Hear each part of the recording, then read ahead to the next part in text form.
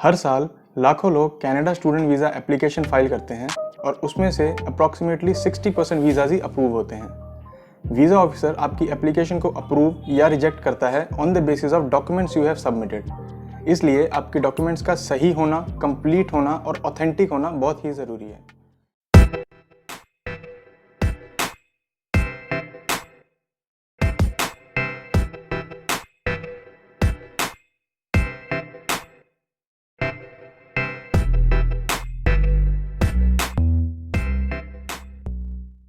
Hello everyone, welcome to my channel Sing Scott Canada.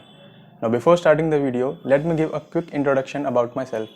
My name is Manjot and I am going to Canada as an international student to pursue my master's degree. इस channel के through मैं अपनी complete student life की journey share करूंगा ताकि मेरे experiences से आपको भी कोई फ़ायदा हो सके और आप एक वेल इन्फॉर्म्ड डिसीजन ले सकें। In this video, I'll share about your first and most important step towards your Canadian student visa, that is documents. तो आपका सबसे पहला डॉक्यूमेंट जो है वो है पासपोर्ट, जिसकी आपको both front side and back side दोनों को स्कैन करके लगाना है। सेकंड इंपॉर्टेंट डॉक्यूमेंट जो है हमारा वो है आइल्स की ETRF। इसमें एम्बेसी की तरफ से 6 बैंड्स एंड अबव की रिक्वायरमेंट बताई गई है, बट अगर आपको यूनिवर्सिटी में एडमिशन लेना है तो रिकमेंडेड ये है कि आप 7 बैंड्स एंड अबव ही लेके आएँ। So next document is GIC। GIC is guaranteed investment certificate, जो कि आपके लिविंग एक्सपेंसेस के लिए होगा कनाडा में। मैंने पर्सनली CIBC का GIC लिया है। आप CIBC या स्कॉटिया बैंक दोनों में से जो भी आपको सही लगे ले सकते हैं। Personally I will recommend CIBC। Now moving on to next one, that is your fee receipt. इसमें आपकी यूनिवर्सिटी या कॉलेज से ऑफिशियल फ़ी रिसीट आएगी, वो आपको अपने वीज़ा के एप्लीकेशन में लगानी है। अगर आपकी यूनिवर्सिटी ऑफिशियल फ़ी रिसीट नहीं देती है तो आपने जो भी पेमेंट की है उसकी बैंक की कोई कंफर्मेशन स्लिप वगैरह भी आप लगा सकते हैं। Next is your upfront medical. अगर आप SDS कैटेगरी में वीज़ा अप्लाई कर रहे हैं तो आपको अपफ्रंट मेडिकल कराना पड़ता है, लेकिन अगर आप नॉन SDS में वीज़ा अप्लाई कर रहे हैं तो आपको एम्बेसी की तरफ से रिक्वेस्ट आती है मेडिकल कराने की। आपके अपफ्रंट मेडिकल की वैलिडिटी 1 ईयर तक होती है एंड मेक श्योर जिस टाइम आप ट्रैवल करें उस टाइम भी आपका मेडिकल एग्जाम वैलिड हो। So your 6th important document is letter of acceptance. ये आपको आपकी यूनिवर्सिटी या फिर कॉलेज से मिलेगा।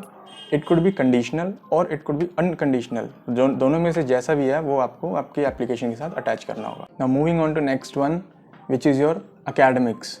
अकेडमिक डॉक्यूमेंट्स में आपको 10th ऑनवर्ड्स आपने जहाँ तक भी स्टडी की है वो सारे डॉक्यूमेंट्स लगाने होते हैं। तो जैसे कि मैंने अपनी बैचलर्स किया तो सबसे पहले मैंने अपनी बैचलर्स की मार्कशीट एंड पासिंग सर्टिफिकेट लगाए, देन उसके बाद 12th का एंड देन उसके बाद 10th का, और ये सब एक ही PDF में आपको कंपाइल करके लगाना होता है। So your last important document is digital photo. अब एम्बेसी ने एक रिक्वायरमेंट सेट की हुई है कि आपको डिजिटल फ़ोटो किस साइज़ किस फॉर्मेट में चाहिए, उसका लिंक मैं डिस्क्रिप्शन में डाल दूंगा। अब बात करते हैं सबके फेवरेट पार्ट के बारे में, दैट इज़ ऑप्शनल डॉक्यूमेंट्स। इसमें सभी को कन्फ्यूजन रहती है कि कौन सी डॉक्यूमेंट्स लगाएं या कौन सी डॉक्यूमेंट्स ना लगाएं, बट अकॉर्डिंग टू मी ये ऑप्शनल डॉक्यूमेंट जो बेसिकली क्लाइंट इन्फो है, ये सबसे इंपॉर्टेंट डॉक्यूमेंट्स हैं क्योंकि ये इन्फ्लुएंस करती है आपके वीज़ा के डिसीजन को। इसमें से जो सबसे इंपॉर्टेंट डॉक्यूमेंट आती है वो है स्टेटमेंट ऑफ पर्पज़, जिसे हम कहते हैं SOP। SOP बेसिकली एक्सप्लेन करता है आपका इंटेंट कि आपको वहाँ पे क्यों जाना है, क्या पढ़ाई करनी है और किस वजह से आप वापस आएंगे। अगर आप चाहते हैं इस पर डिटेल वीडियो बनाऊँ तो आप मुझे कमेंट करके बता देना। So second optional document is proof of funds. अगर आप SDS कैटेगरी में वीज़ा फाइल कर रहे हैं तो आपको प्रूफ ऑफ फंड्स की इतनी ज़रूरत नहीं पड़ेगी, बट स्टिल आई रिकमेंड कि आप फाइनेंशियल डॉक्यूमेंट्स शो करें। इससे आपकी वीज़ा एप्लीकेशन और ज़्यादा स्ट्रॉन्ग होती है। सो फाइनेंशियल डॉक्यूमेंट्स में आप अपने पेरेंट्स की ITR शो कर सकते हैं, या फिर जो भी आपका स्पॉन्सर है उसका बैंक बैलेंस सर्टिफिकेट, या फिर एफिडेविट ऑफ सपोर्ट, या फिर आपके पास कोई फिक्स डिपॉजिट्स हैं तो ये सब डॉक्यूमेंट्स आप यूज़ कर सकते हैं। ओके, सो ऑप्शनल डॉक्यूमेंट्स में आप लास्टली जो यूज़ कर सकते हैं वो है वर्क एक्सपीरियंस डॉक्यूमेंट्स। इसमें बेसिकली अगर आपने SOP में आपका कोई वर्क एक्सपीरियंस दिखाया है या फिर कोई स्टडी के बीच में गैप दिखाया है तो उस गैप को कवर करने के लिए बेसिकली हम यूज़ करते हैं वर्क एक्सपीरियंस डॉक्यूमेंट, जिसमें आपके एक्सपीरियंस लेटर्स, सैलरी स्लिप्स, या फिर जिस अकाउंट में आपकी सैलरी आ रही थी वो स्टेटमेंट आप बैंक स्टेटमेंट लगा सकते हैं।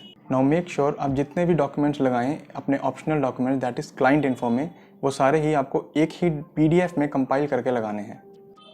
So last part of the video is document का format and size.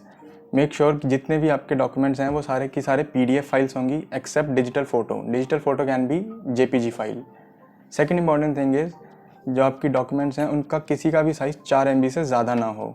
And the third important thing is आपकी जितनी भी डॉक्यूमेंट्स हैं वो स्कैंड कॉपीज़ होंगी आपके ओरिजिनल डॉक्यूमेंट्स की। तो मतलब आपको किसी भी डॉक्यूमेंट को नोटराइज कराने के लिए पैसे वेस्ट करने की कोई ज़रूरत नहीं है। अगर आपके पास ओरिजिनल डॉक्यूमेंट्स हैं, आप उसको स्कैन करो और सीधा उसको अपनी एप्लीकेशन में लगा सकते हो।